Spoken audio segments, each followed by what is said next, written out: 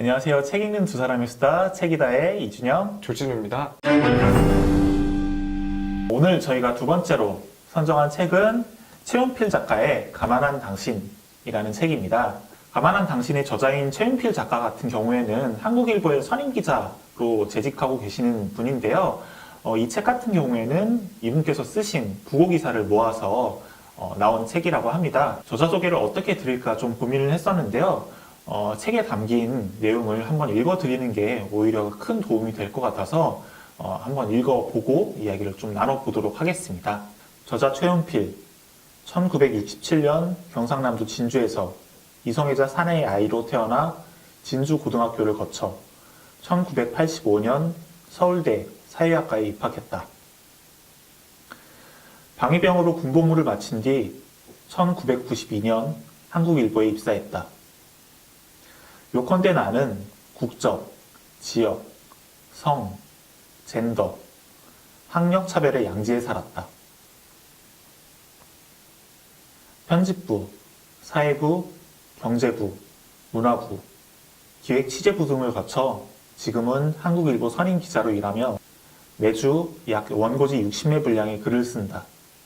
누릴 것 다 누리고 이렇다 하게 한 일도 없다는 자각에 머뭇거려질 때가 많지만 그건 시민으로서나 기자로서 치명적인 문제지만 나는 노력 중이다. 지은 책으로 함께 감안한 당신. 어느 날 나는 바깥으로 들어갔다. 겹겹의 공간들이 있다. 제가 생각한 이 책의 주제는 삶은 어떤 팩트로 나열될 수 있는가라는 거였어요. 때때로는 우리가 감정을 담뿍 넣은 소설이나 혹은 화려한 글들보다 이런 팩트로 나열된 글들이 훨씬 더 큰 울림을 줄 때가 있죠. 그래서 이 울림들이 어떻게 전달될 수 있을 것인가에 대한 고민이 이 짧은 글에 담겨 있다라는 생각이 들었습니다. 혹시 진우님께서는 네. 어떤 팩트로 본인의 삶이 나열되고 있다라고 생각을 하시나요? 아마 이 책을 읽으신 분들은 그런 생각을 아마 하게 되실 텐데 저도 책을 읽으면서 제 삶이 어떤 사실들, 팩트들로 나열이 될 수 있을까 가 고민이 되더라고요. 근데 그런 고민을 하면서 또 든 생각이 사실상 한 사람의 삶이 셀 수 없이 많은 팩트들로 나열을 할 수 있을 텐데 중요한 것은 그런 사실들을 어떤 방향으로 나열할 수 있는가가 중요한 거 아닌가라고 하는 생각이 함께 들었습니다. 제가 이런 생각을 하게 된 거는 제가 기억하고 있는 문장이 있어서 그런데요. 어떤 분이 굉장히 단호한 말로 의미란 이야기다 라고 하는 문장을 쓰셨더라고요. 저는 이 문장이 굉장히 인상이 깊었었는데 만일에 그게 그러하다면은 좋은 글이 그러한 것처럼 인생이라고 하는 서사를 이끌어 나가는 한 가지 방향이 있어야 할 것이고 한 가지 주제가 있어야 할 텐데 과연 그것이 무엇이어야 하는가라고 하는 생각을 깊게 하게 되었습니다. 네, 그래서 저희가 팩트로 나열된 35명의 부고들을 만나보게 될 건데요. 간단하게 책 소개를 다시 한번 좀 진우님께서 해주시겠어요? 네, 앞서서 저자 소개를 하면서도 간략하게 언급이 됐었는데요. 이 책은 우리에게 울림을 준 삶을 살다간 35명의 부고를 모은 책이고요. 한국일보에 연재되었던 글들을 모아서 출판한 책입니다. 아마 읽으시게 되면은 자연스럽게 삶과 그리고 죽음에 대해서 생각을 하게 될 것이고요.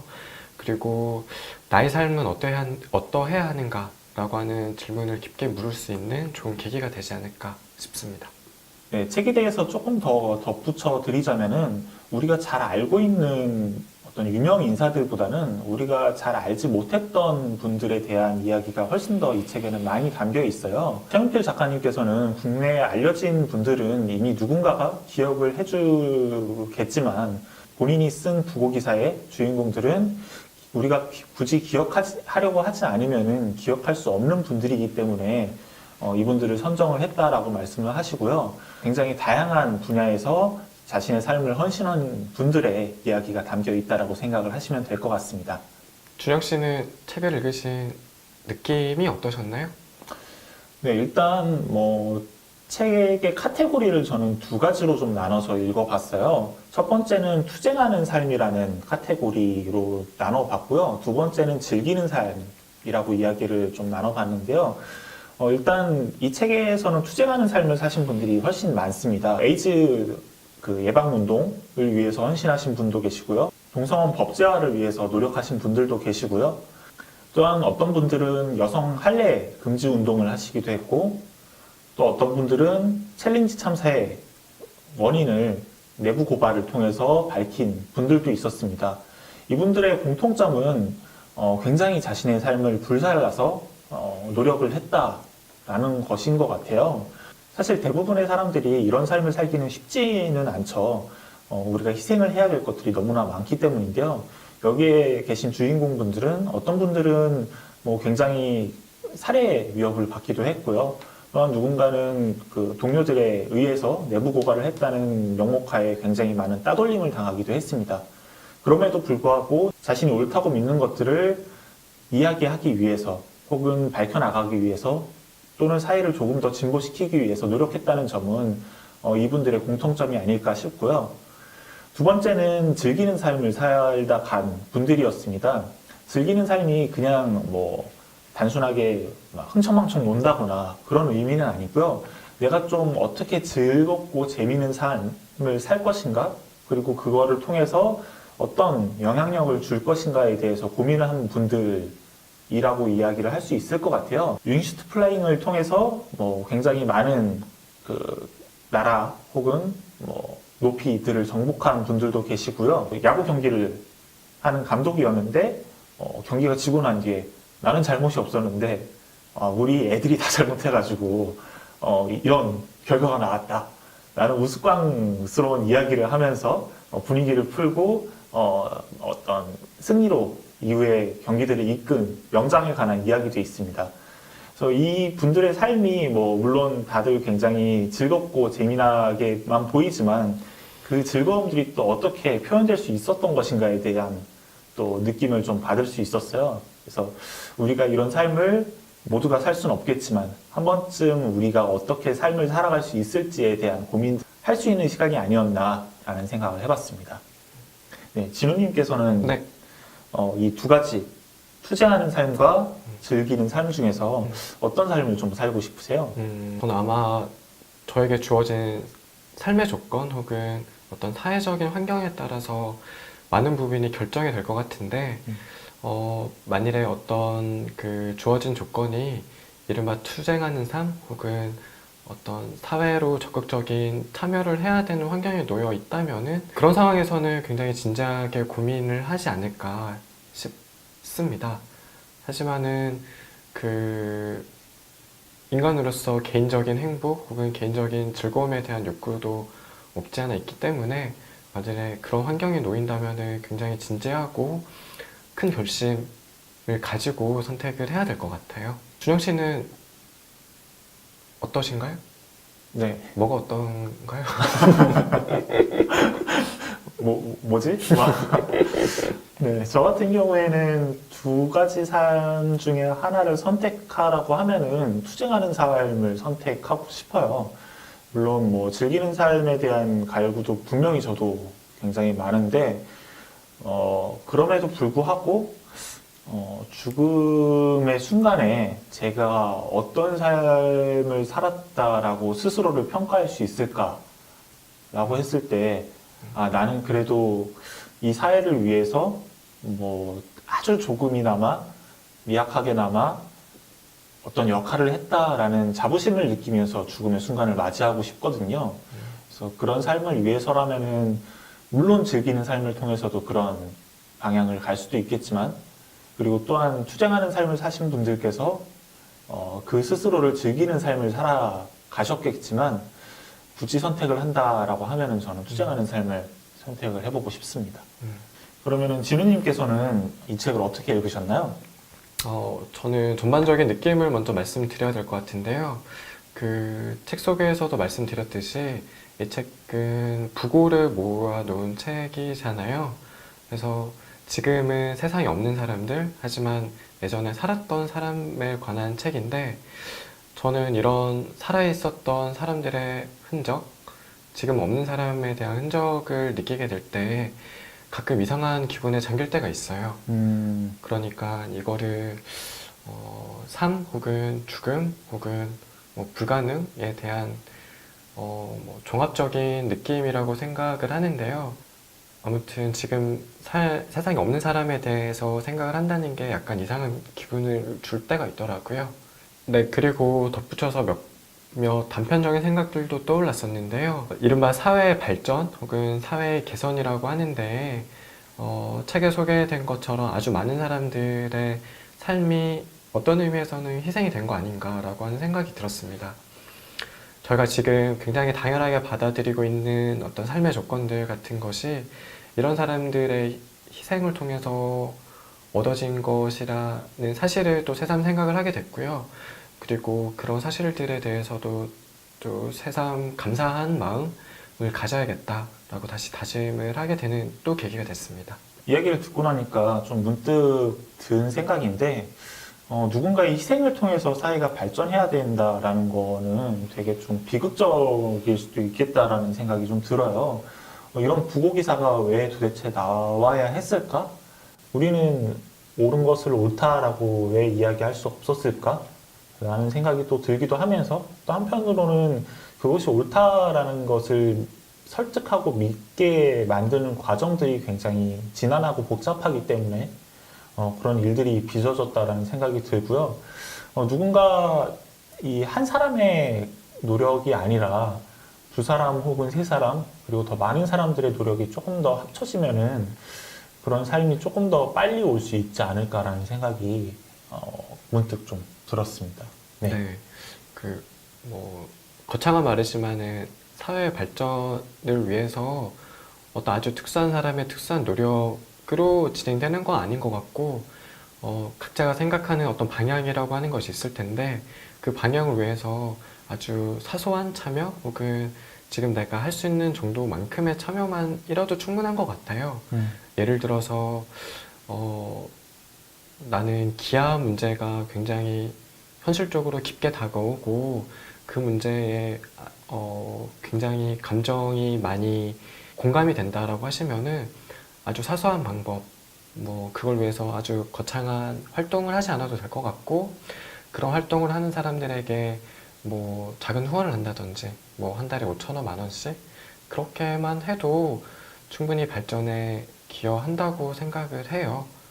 그래서 아주 특별한 노력이 필요한 거는 아닌 것 같고, 자기 삶의 위치에서 최선을 다하되 아주 할 수 있는 만큼의 노력을 조금씩 하는 게 장기적으로 보면은 건강한 삶의 방향 혹은 건강한 사회가 되는데 충분하지 않을까라고 하는 생각이 들었습니다. 책 이야기를 조금 더 하자면은 아마 이 책을 읽으면은 이 주제에 대해서 생각을 하지 않을 수가 없는데요. 바로 죽음에 대한 생각입니다. 평소에 하고 있던 생각이긴 한데요.